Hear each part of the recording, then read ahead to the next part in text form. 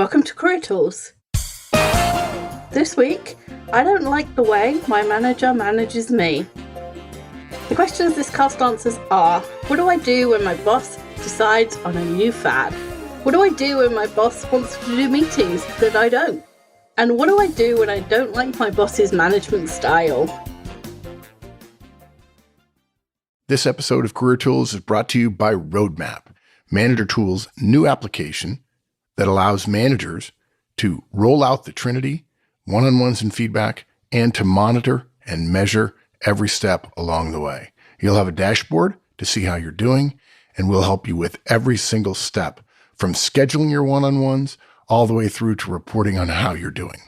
ManagerTools.com. Come see us. We see this a lot, Sarah. We get questions at conferences, we get questions into our customer service, we see it on the forums, people saying, I don't like the way my manager has decided to manage me. He does this or that or the other, and it's just not the way I want to work. And we also get emails from managers who are introducing one-on-ones or feedback, and they're getting pushback from their direct saying, I don't want to go to a one-on-one meeting. I think I know you well enough. I think we understand each other. I think you know how my work is.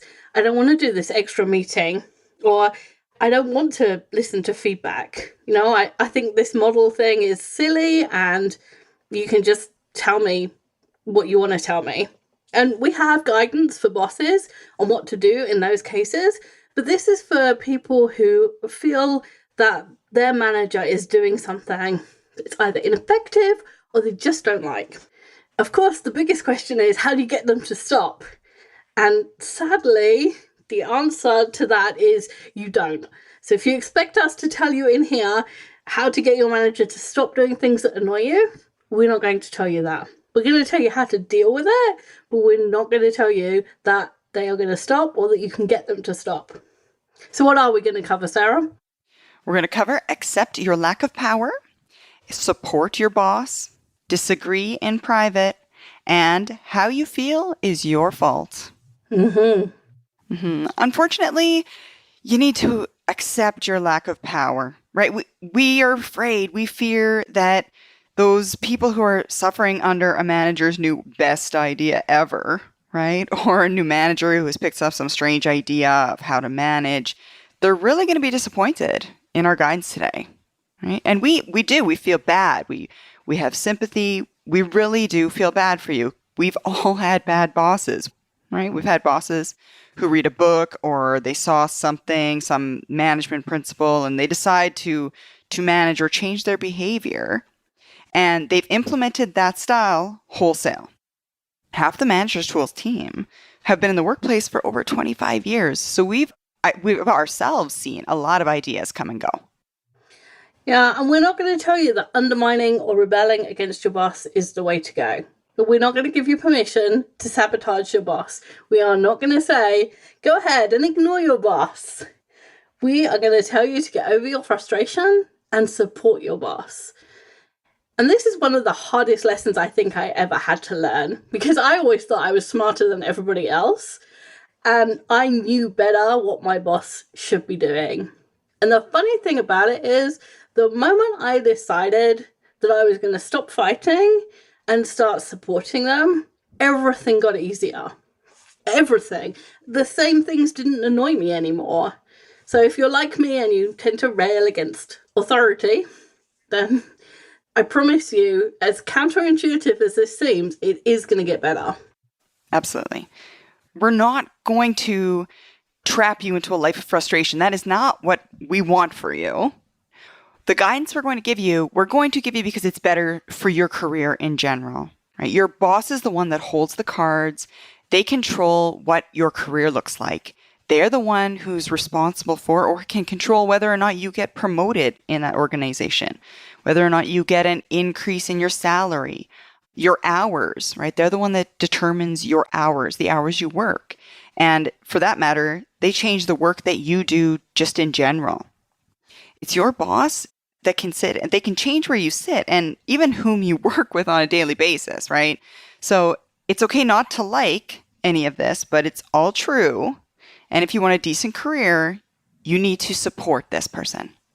And before we go too much further, there is a big difference between unethical behavior and management style. If your boss is doing something unethical or asking you to do so, then we recommend you speak up. If your boss is telling you to lie, if the boss is stealing money or time from the company, if they're doing something that's one of the isms, racism, sexism, or any of those, then speak up.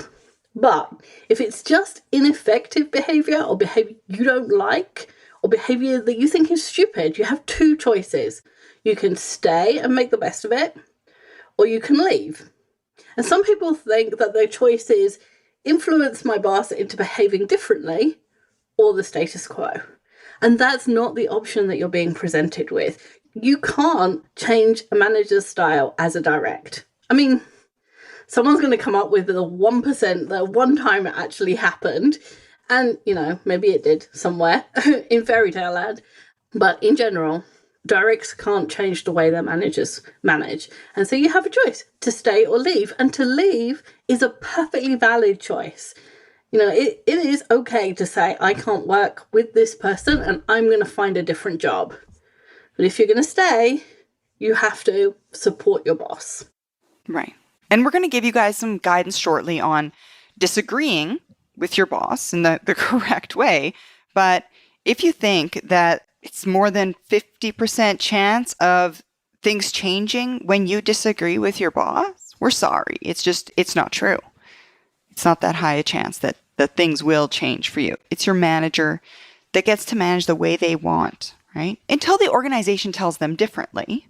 In this case, the organization is their peers or their boss and anyone above them in that hierarchy. So most times when we hear about the kind of bosses that people don't want to work with, the organization has blessed their behavior, right? So by not firing or reprimanding them, the organization has made that choice. Based on those behaviors, we're okay with it. They're a good enough manager for us. So when you're fighting with your boss about the way they specifically manage, you're fighting with the entire organization. And in that case, you'll almost certainly lose that battle. And we've been really blunt here for a reason. We want you to hear our message loud and clear. We say that manager tools and career tools are for 90% of the people, 90% of the time. And sure, there's 10% of you, 10% of the time who can get away with giving your boss feedback again about the way they're managing and have it accepted and implemented with good grace. But it's so rare that we can't tell you to do that because 90% of the time you're probably wrong. And even if we thought you were going to be right, we can't tell that. And so it's safer for us to say, don't do it. And people are sometimes surprised when their bosses don't react well to feedback. Like they think they have a really good relationship. And we've seen so many of those cases go wrong. And it is far better for you to assume that you can't give your boss feedback, that won't be received well, and to take a different tack, to use a different strategy to make things better. Right. At Manager Tools, we say use those tools in a top-down fashion, right? This is Manager Tools. We're not direct tools. Mm-hmm. If the power differential in this entire scenario, it's just not in your favor as the direct, right? Your boss, they frankly have more power than you. And they can pass out punishments as they see fit. So maybe your situation is different and maybe you're in that 10%. But since 9 out of 10 times you're going to be wrong, we're going to say, please don't give feedback to your boss. Accept the way that they manage is the way they manage, and the power given them by the organization has allowed them to do so. Yeah. And as we've said, once you've accepted that, you have two choices. Either learn to work with that person or spruce up your resume. And we are not saying you have to stay with a boss whose management style is annoying or hurtful or disturbing or any other negative word for you. We're saying in the time you're working with that person, work with them to try and make the situation work as well for both of you as it possibly can. Mm-hmm. Absolutely. And a note here about working with people just in general, right? First, if you haven't listened to any of our guidance on DISC, the different communication styles that people have, we recommend that you do that. Right? DISC is a behavioral profiling tool that can help you understand both the way you work and the way other people work. So just identifying the commonalities and differences between you and your boss can go a long way to ease the tension in that relationship. I recently had dinner with one of the gentlemen that came to one of my Chicago conferences back in July. And it was just last week. And he told me, my relationship with my boss has gotten so much better since I started using DISC. I can now understand why he behaves the way he does instead of being frustrated by the way he behaves. They're not just doing it to wind you up. It's an amazing revelation, or it was to me. Oh, it is. It absolutely is. It was to me as well. Yeah, absolutely. If you can understand someone else's communication style and then tailor your behavior to them, just that alone will take a lot of the pressure off that relationship. Now, second, deciding to work with someone can also ease those tensions, right? So let's say, for example, you've been working from home 4 days a week for 6 months, for example. So your boss decides that they want the team to be working together in the office, and so changes the rules so that you can only work from home 1 day a week. And it has to be Wednesday. Right, and there's pros and cons of both sides for people working from home, but we're just using this as an example, right? Absolutely. So we can understand that you'd be angry about having your freedom curtailed, right? You might think that the only reason that this happened would possibly happen is if your work was poor, right? If it was punishment. And it isn't, right? You might think of having coming to the office as punishment for yourself. And if you continue along those lines, your relationship with your boss it's going to suffer, for sure. Right, if you come into the office and you're thinking, I'm being punished for something that I haven't done, I haven't given in bad work, I haven't submitted bad work, and so why am I being punished by making me come into the office? You're going to have, we don't talk about attitude, but there's certain things you're going to do, right, which could be summed up as bad attitude. Correct, some behaviors you engage in. Exactly. We'll keep going with this kind of philosophical question. So what would happen if you decide to take the other course? If you think about it and you think, okay, well, actually this change isn't about me and my work. It's not about my freedom. It's about the boss trying to find a way to make the team work as effectively as possible. I might not like the change, but it's happening anyway, and I might as well embrace it. And it takes a little while to get to that point if your boss is doing something you really don't like. But let's imagine you can get to that point. Mm-hmm. It would help to dissipate your anger, right? We have got a podcast, Assume Positive Intent. And when we say it, we mean it from the manager down to the direct. But it works both ways. Assume positive intent. And deciding to embrace this change, it'll just allow you to start thinking in a positive light. Hey, look on the bright side. Now I can listen to podcasts when I'm on my commute to work. I'll be going to the office more often, right? There's things like that. Or now get to work from 8 to 5 and actually have a real life lunch break. Another positive. Get to hear what everyone else is working on and ask questions. That's one of the best things about an office environment. Get to work with other people for a change. And in all our experience, just fighting what the boss has wanted us to do has made us more miserable, right? Embracing it has improved our work life. And you don't have any power in the situation, so you might as well try it. And if you try it with a smile on your face, you'll give it more of an effort to succeed. Exactly. So next is support your boss.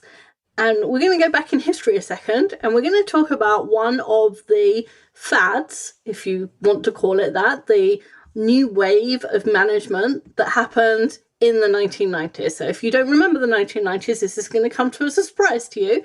If you remember the 1990s, this might give you hives because you'll remember this coming in. I remember this coming in. My dad had to go to lots of new meetings and learn this new way of managing. Mm-hmm. Which didn't last long. But anyway, In the 1990s, about 60% of the Fortune 500 companies adopted this strategy called business process re-engineering, and they called it BPR for short. And BPR assumed that the factor that limits the organization's performance is the ineffectiveness of its processes. In other words, if something was going wrong in the organization, it was due to the processes, not the people, not the customers, not, the equipment. It was something to do with processes. So the companies set out to map and implement new processes for various departments. And nearly always this meant cutting out parts of existing processes that were deemed inefficient. So where they saw that there was a process that was unnecessarily, in inverted commas, long, they would cut out some steps to make it more efficient.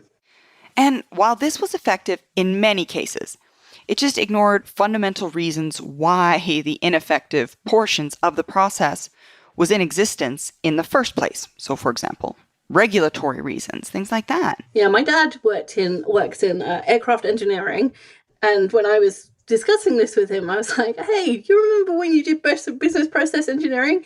And he sighed, and he said that this happened to him a lot. They would shorten the process, and then, the regulators would come along and say, okay, well, you need to show that you took 6 bolts out of this engine and you put 6 back. So where's the demonstration of that?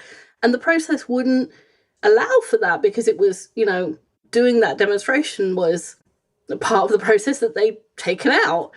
And so a lot of the time they ended up putting stuff back in because the people that had developed the process didn't understand why those things were there. And they could easily take them out, and then they ended up with problems. Right. That's what happens when the people creating the new process don't work in the roles that are in turn affected by the processes. So in that way, they would need to be influenced by the past to work more creatively, to think more creatively. And this meant the new processes just didn't account for human beings being involved in the history of the process. So in time, the people who worked in the different department had to add all of that back. Just time consuming and a headache, right? Business process improvement in itself was not a bad idea, nor are Kaizen and Six Sigma that followed it, right? They're based on strong business fundamentals. Even Drucker, who created Management by Objective system, said management by objective works if you know the objectives, and 90% of the time you don't. Yeah. So we're telling you this history to explain that these management ideas come and go. And each time they're introduced, organizations become more effective. And then because they're full of humans, they drift back to the status quo. And many of these big ideas come from the top down. That is, they're introduced by the CEO or one of his C-suite executives, and the whole organization is expected to take part. Often they follow some big consulting engagement by one of the big consulting firms who have a new strategy to sell. Sometimes it's an SVP, sometimes it's a manager, but often they come top down. Absolutely. So all that said, your manager themselves might not have any choice in implementing this new idea. They might be as skeptical as you are that this new system is going to improve service to the customer or the finances of the company or whatever we're looking at affecting. As an instrument of the organization, though, your manager has no choice but to introduce the new system and support it. So oftentimes, your manager has no power either, right? They're passing down that top-down initiative. They're towing the line because that's what's called upon by the organization from them, but they might not agree either. And if that's the case, then your crankiness towards the new system is doing nothing but adding to your boss's troubles, right? They're frustrated too. So that's not going to improve your station in your boss's eyes. And if we're going to be entirely selfish about it, it'll result in negative consequences for you in the end. And perhaps this idea is just your managers. And some directs would think that gives them more leverage against the idea, right? It's just you and your boss. But remember, your boss has the weight of the organization behind them. Every time that your boss does something and the organization doesn't fire them, they're tacitly blessing what's being done. And some directs will go to HR when the boss introduces something that they're not in favor of. They go to HR. Like, suppose it's the idea we introduced earlier about working from the office instead of working from home. So here's what happens. The direct goes to HR and expects that HR will conduct a fair, balanced, impartial investigation into who should be working from home and why they should be working from home. And the director is expecting a judgment, and they think that there's like a 50-50 chance that HR, at least a 50-50 chance that HR will be on their side, if not more, because if you didn't think you were going to win, why would you go to HR, right? Mm-hmm. Right. So, you know, same way, you wouldn't go to a court over an issue that you thought you would lose, right? So if a director is going to HR, they think they're going to win. But HR looks at the issue for 10 minutes and they say to themselves, is what the manager is doing illegal or unethical? Because that's HR's job, to keep the company out of the courts, to keep it within the legal actions, and it's not to make all of the employees happy. Right. I don't think many people know that. In my experience, lots of people, they thought that the role of human resources was to protect them. Mm-hmm. And it's not. The role of human resources is to protect the company. That's what they're there for. And if the boss isn't doing something illegal or something unethical, then they support the boss and nothing changes for the direct, except that the boss knows you've been to HR. And we said this earlier, that's not going to improve the direct station in their boss's eyes, right? The direct who complains about why the way the manager manages to someone outside is in even more trouble than the one who just complains to their boss. It can only end in negativity for you. Absolutely. This section of our guidance could fairly be interpreted as, don't get in the way of your boss when she wants to introduce something new. That is the very minimum we're asking of you. We're saying that actively working against the idea will result in negative consequences for you. But that's not the same as the title of this section, which is Support Your Boss. So think of it the analogy of a boat in the sea. There's wind. Now the wind can be going either in the wrong direction, that is, actively pushing against the boat to slow its progress in the direction it wants to go. Or option number 2, the wind can just fall away and neither hinder nor help the boat, no wind at all. And finally, the wind can be behind the boat and actively helping it on its journey. Now, we've already said, don't be the wind that's pushing against the boat. Now we're going to also say, don't be the non-existent wind either. Be the wind that is actively helping the boat go in the right direction. Actively help your manager, support your manager to go down the path that they seek to go down. And that means saying things like, I can see how that might work, or that sounds like something I could get behind, or I can see the benefits of that. When they introduce new ideas, ask questions not to trip your boss up, but to understand how you're going to implement whatever it is. You know, we all know that sometimes we ask questions to show that somebody has a flaw in their argument, or that, you know, their details are wrong. You know, there's reasons for asking questions that aren't helpful. So don't do that. If you're going to ask a question, ask it because you're trying to understand how you're going to implement it. And I can't really describe this, but you know the difference between asking a question to trip someone up and asking a question in a positive way. So just stay on the positive side, right? And offer to help Absolutely. in whatever concrete ways you can see that might be helpful.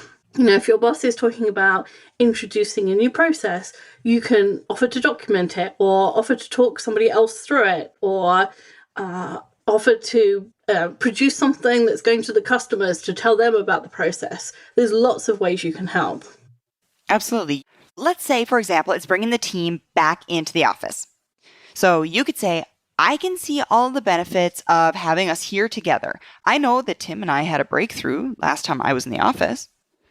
Right? You might offer to liaise with IT to make sure that the team has what it needs to be on permanent desks. Or you might arrange for the team to all have the new matching coffee cups, right? Your ideas don't have to be serious, right? They can be team building ideas if you want. Yeah, and don't listen to your peers whine. Listening to your peers express their frustration may not be pushing the boat back, but it's not helping it move forward either. So we're going to go through some examples of what peers might say and how you can reply. So it's manager tools. It has to be actionable. So I'll be the peer and you could be you. Sure. This is a stupid idea. I work better from home. Oh, I can see potential benefits. I'm glad we're trying it. And you might be lucky, and I might make you a coffee sometimes. I don't think that makes up for it, but whatever. She's just flexing her muscles. I bet this idea will be gone in 6 months, just like all the others. I don't know. I think this one could last, right? It certainly has got some merits, and I think we should give it a go. If it's a bad idea, it'll fail anyway. And complaining isn't going to change it, so we might as well just get behind it. Yeah, I guess. We've tried this. Why are we doing it again? We know it doesn't work. I think things are different now. The procurement group tried it, and it seems to have stuck. And they're much better now anyways. So I think that this one will last this time. I'm going to support it anyway. If you want to be entirely selfish about it, ask yourself this. When it comes to review time, who is your boss going to reward? The people that supported them in their idea and did their best to ensure it succeeded, or the person who dragged their heels? It's obvious. We don't have to tell you that. So be the person who is pushing the boat.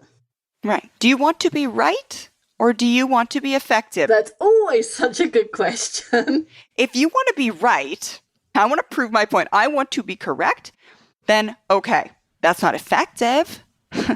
That's the question you need to ask yourself on that. So the next piece then we have is disagreeing in private.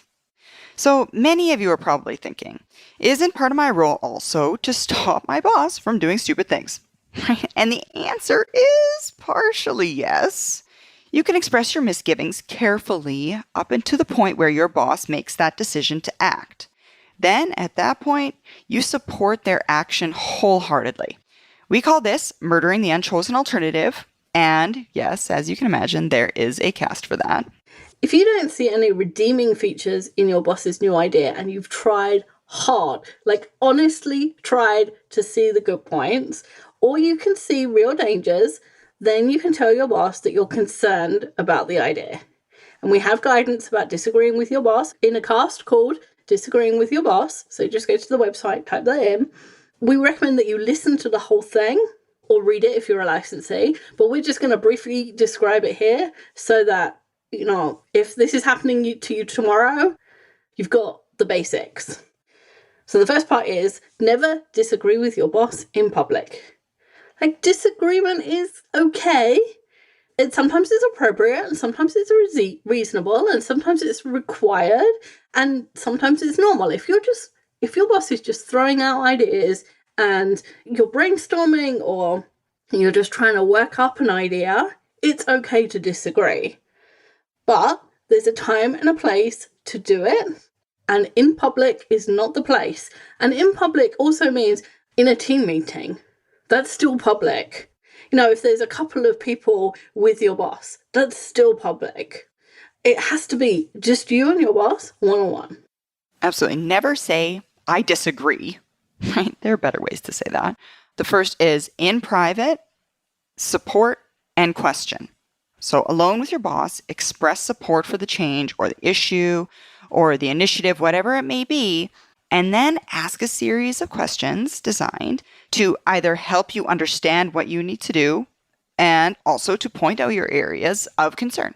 And we said earlier, nice questions, not the ones that are designed to trip your boss up. Not snarky. If you're going to disagree early and not late. So usually the longer you leave it until you disagree, the harder it is to justify. If your boss says, okay, I want my whole team working in the office, and you wait until the day before that people are supposed to come into the office to say, I don't think this is a good idea because of X, Y, and Z. If X, Y, and Z are good reasons, then there's a whole bunch of work just gone into bringing people into the office that should not have been done because you should have said that earlier. If X, Y, and Z are not good reasons, then you're disagreeing with your boss the moment they're about to flip the switch, and that's way too late.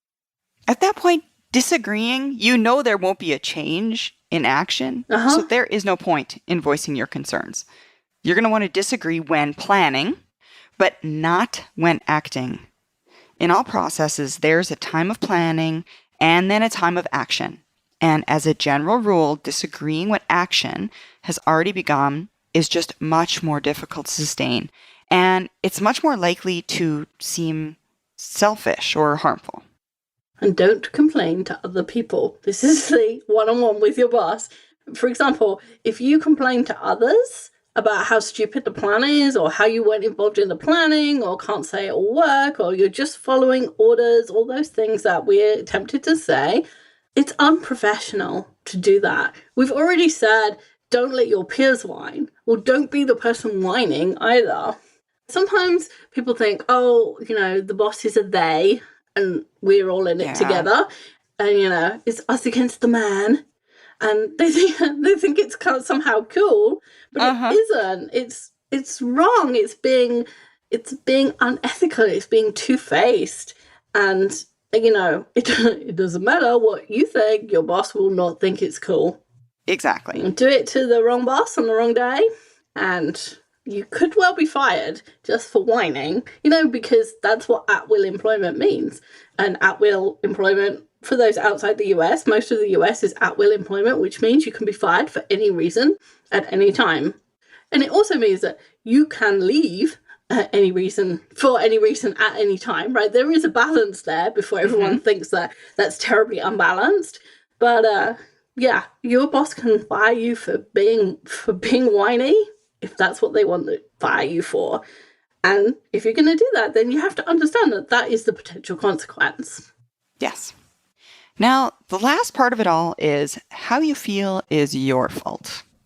Now, Mark has a great story. I'm sure many of you have heard it. And he illustrates the point with the story of the umbrella, right? You've probably heard that on podcasts. The story goes, Mark was with a friend, and they were both in an elevator. And as we all do, right, when you step into an elevator car, they moved to the back of the car and turned around, facing the door, so that their backs were almost to the back wall of the car, and they were facing the door.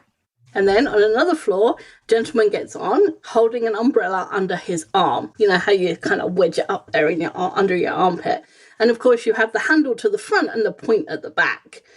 And so he too steps into the elevator and turns around, and he is closer to the doors, but not right on the doors, right? Because you don't stand that close to the doors. So he's in front of Mark and his friend. And as the elevator closes its doors and moves upwards, this gentleman starts shuffling his hands in his pockets, looking for his keys. And each time he moves, the point of the umbrella stabs Mark in the chest. And when that gentleman gets off the elevator, Mark turns to his friend and says, "Man, that guy made me mad." And his friend says, "No, he poked you with an umbrella. You got mad all by yourself." And lots of people don't agree with this. They say, that other people can make you mad or angry. Mad always sounds so, I don't know. Yeah. Other people can make you angry. Other people can make you cry. And other people can make you laugh, right? But we have far more control over our emotions than we think we do. And I'm sure you're starting to see the parallels here. Your boss introduces something you don't like and you get mad.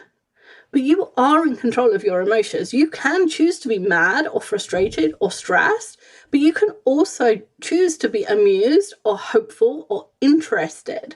Stephen Covey talks about the gap between stimulus and response. So what happens most of the time is we get poked and then we react. Our limbic brain kicks in and we're like, I'm mad.